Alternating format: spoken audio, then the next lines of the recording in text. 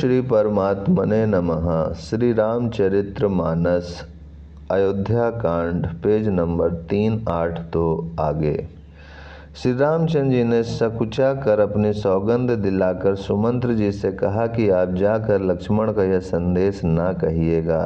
सुमंत्र ने फिर राजा का संदेश कहा कि सीता वन के कलेश ना सह सकेंगी, अतएव जिस तरह सीता अयोध्या को लौट आवे तुमको और श्री रामचंद्र जी को वही उपाय करना चाहिए। नहीं तो मैं बिल्कुल ही बिना सहारे का होकर वैसे ही नहीं जाऊंगा जैसे बिना जल के मछली नहीं जीती।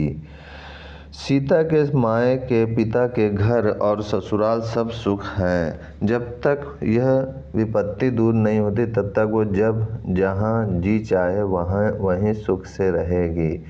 राजा ने जिस तरह जिस दीनता और प्रेम से विनती की है वह दीनता और प्रेम कहा नहीं जा सकता। कृपा निधान श्री रामचंद्र जी ने पिता का संदेश सुनकर सीता जी को करोड़ों अनेकों प्रकार से सीख दी। उन्होंने कहा, जो तुम घर लौट जाओ तो सास ससुर गुरु प्रियजन एवं कुटुंबी सबकी चिंता मिट जाए।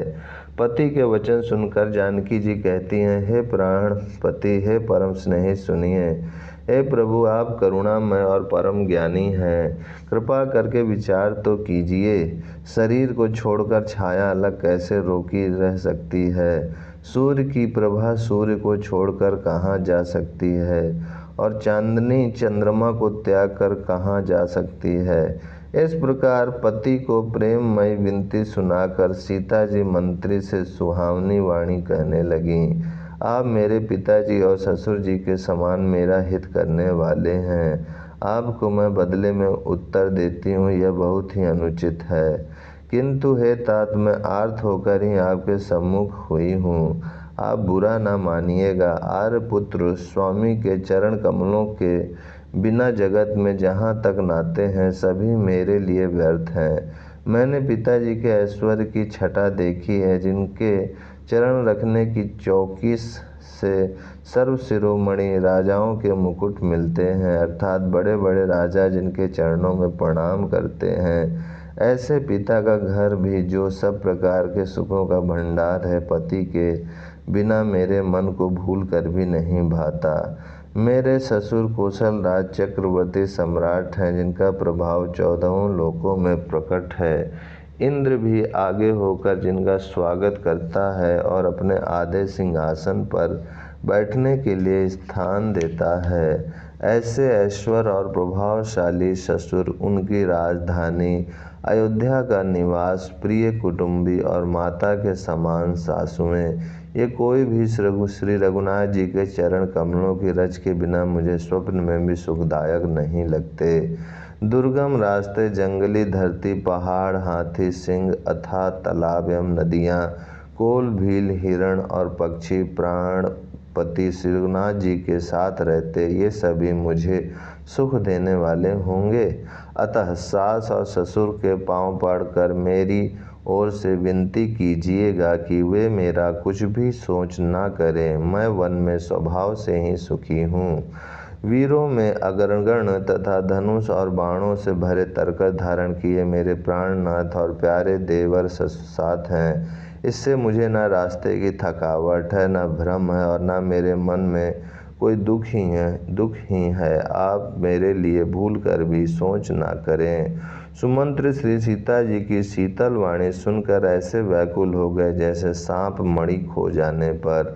नेत्रों से कुछ सूझता नहीं, कानों से सुनाई नहीं देता, वे बहुत व्याकुल हो गए, कुछ कह नहीं सकते। श्री रामचंद्र जी ने उनका बहुत प्रकार से समाधान किया तो भी उनकी छाती ठंडी ना हुई। साथ चलने के लिए मंत्री ने अनेकों यत्न किए, युक्तियां पेश की, पर रघुनंदन श्री राम जी उन सब युक्तियों का यथोचित उत्तर देते गए।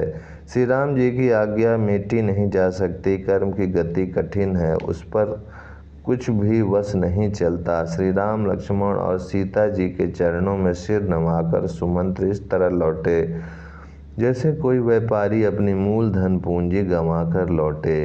सुमंत्र ने रथ को हाँका, घोड़े श्री रामचंद्र जी की ओर देख देख कर हिन्नाते हैं। यह देखकर निषाद लोग विषाद के वश होकर सिर धुन धुन कर पीट पीट कर पछताते हैं। जिनके वियोग में पशु इस प्रकार व्याकुल हैं, उनके वियोग में प्रजा, माता और पिता कैसे जीते रहेंगे। श्री रामचंद्र जी ने जबरदस्ती सुमंत्र को लौटाया, तब आप गंगा जी के तीर पर आए। श्री राम ने केवट से नाव मांगी, पर वह लाता नहीं। वह कहने लगा, मैंने तुम्हारा मर्म भेद जान लिया। तुम्हारे चरण कमलों की धूल के लिए सब लोग कहते हैं कि वह मनुष्य बना देने वाली कोई जड़ी है, जिसके छूते ही पत्थर की शिला सुंदरी स्त्री हो गई। मेरी नाव तो काठ की है, काठ पत्थर से कठोर तो होता नहीं।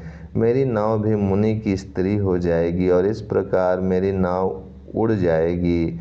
मैं लुट जाऊंगा अथवा रास्ता रुक जाएगा, जिससे आप पार न हो सकेंगे और मेरी रोजी मारी जाएगी। मेरी कमाने खाने की राह ही मारी जाएगी। मैं तो इसी नाव से सारे परिवार का पालन पोषण करता हूँ, दूसरा कोई धंधा नहीं जानता। हे प्रभु, यदि तुम अवश्य ही पार जाना चाहते हो तो मुझे पहले अपने चरण कमल पखारने धो लेने के लिए कह दो। हे नाथ, मैं चरण कमल धोकर आप लोगों को नाव पर चढ़ा लूँगा। मैं आपसे कुछ उतराई नहीं चाहता। हे राम, मुझे आपकी दुहाई और दशरथ जी की सौगंध है, मैं सब सच सच कहता हूँ। लक्ष्मण भले ही मुझे तीर मारे, पर जब तक मैं पैरों को पखार न लूँगा तब तक हे तुलसीदास के नाथ, हे कृपालु, मैं पार नहीं उतारूँगा। केवट के प्रेम में लपटे हुए अटपटे वचन सुनकर करुणाधाम श्री रामचंद्र जी जानकी जी और लक्ष्मण जी की ओर देखकर हंसे। कृपा के समुद्र श्री रामचंद्र जी केवट से मुस्कुरा कर बोले, भाई तू वही कर जिससे तेरी नाव ना जाए। जल्दी पानी ला और पैर धो ले, देर हो रही है, पार उतार दे। एक बार जिनका नाम स्मरण करते ही मनुष्य अपार भव सागर के पार उतर जाते हैं, और जिन्होंने वामन अवतार में जगत को 3 पग से भी छोटा कर दिया था, 2 ही पग में त्रिलोकी को नाप लिया था, वही कृपालु श्री रामचंद्र जी गंगा जी से पार उतारने के लिए केवट का निहोरा कर रहे हैं। प्रभु के इन वचनों को सुनकर गंगा जी की बुद्धि मोह से खींच गई थी कि ये साक्षात भगवान होकर भी पार उतारने के लिए केवट का निहोरा कैसे कर रहे हैं। परंतु समीप आने पर अपनी उत्पत्ति के स्थान पदनखों को देखते ही उन्हें पहचान कर देव नदी गंगा जी हर्षित हो गईं।